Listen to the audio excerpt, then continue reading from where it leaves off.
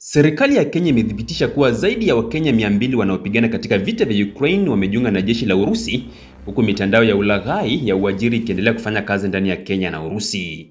Waziri wa mambo ya nje Musalia Mudavadi amesema miongoni mwao wamo waliowahi kuhudumia katika vyombo vya usalama. Baadhi ya waliookolewa wameeleza kuwa walilazimishwa kuunda drones na kushughulikia kemikali bila mafunzo wala vifaa vya usalama.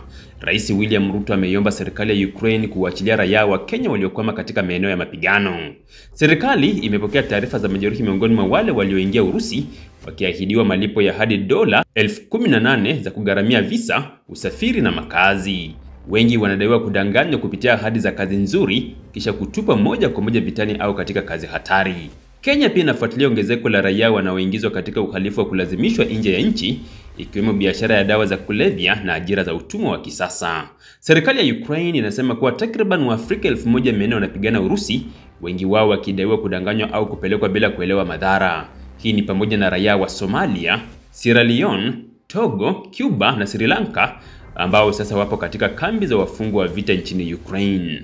Hapo Septemba, mwanariadha mchanga wa Kenya alinaswa Ukraine akiomba asiuawe, akisema alidanganywa kujiunga na jeshi la Urusi. Mwezi Septemba, zaidi ya Wakenya 20 waliokuwa wakijiandaa kwenda Ukraine kupitia mitandao ya ulaghai walikamatwa Nairobi. Mtuhumiwa mmoja wa kuendesha mtandao wa uajiri wa raia kwenda Urusi amekamatwa na anashtakiwa. Uchunguzi wa BBC unaonyesha Urusi inaendelea kupanua ushawishi wake barani Afrika kupitia propaganda, uajiri wa wapiganaji au ushirikiano wa kiusalama. Wakati huo huo, Ukraine nayo imewahi kukosolewa kwa kujaribu kuajiri raia wa kigeni kupigania upande wake.